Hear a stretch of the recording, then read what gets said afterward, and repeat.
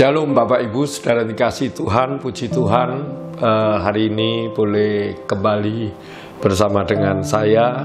Dan pembacaan renungan kita pada hari ini itu Yeremia 17 ayatnya yang ke-7 dengan satu ayat tambahan, ayat pokoknya yaitu Matius 5 ayatnya yang ketiga. Saya bacakan buat kita semua, Yeremia 17 ayatnya yang ke-7. Diberkatilah orang yang mengandalkan Tuhan, yang menaruh harapannya pada Tuhan. Bapak Ibu Saudara, masalah, persoalan, atau keadaan di sekitar kita itu tidak ada yang bisa mencegah datang kepada kita.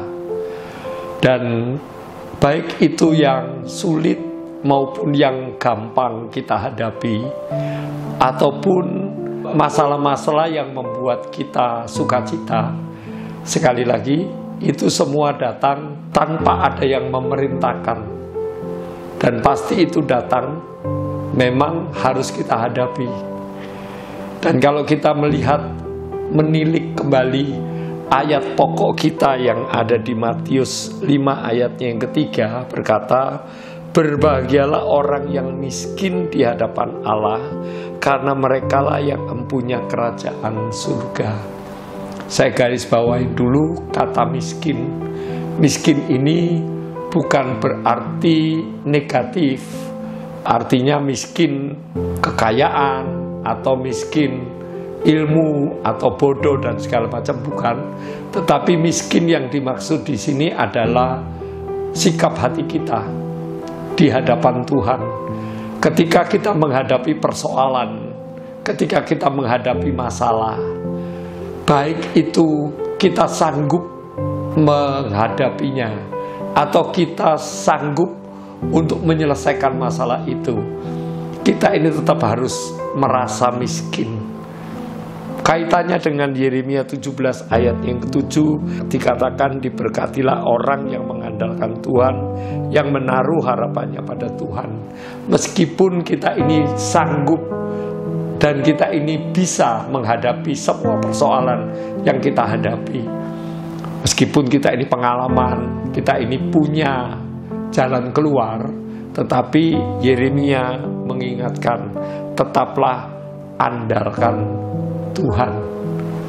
Jadi tetaplah kita ini merasa miskin atau kita ini tidak berdaya tanpa Tuhan. Meskipun kita tahu bahwa kita ini bisa, tapi yakinlah tanpa Tuhan semua itu akan sia-sia. Oleh sebab itu, kalau hari ini kita mendapatkan pelajaran 2 ayat yang betul-betul membuat setiap kita ini harus miskin di hadapan Tuhan. Meskipun kita ini mampu, kita ini kuat, kita ini bisa, tapi tetaplah miskin di hadapan Tuhan. Tetaplah percaya kepada Tuhan dan andalkan Tuhan. Sebab ketika kita mengandalkan Tuhan dan kita menaruh harap kepada Tuhan, maka jalan keluar itu pasti sempurna yang dari Tuhan, bukan dari kita, bukan dari kebisaan kita, bukan dari kemampuan kita, bukan dari kepandaian kita, tapi semata-mata semuanya dari Tuhan. Mari kita sama-sama belajar sikap hati kita ketika kita menghadapi persoalan, masalah, problema. Andalkan Tuhan. Tuhan Yesus memberkati kita semua.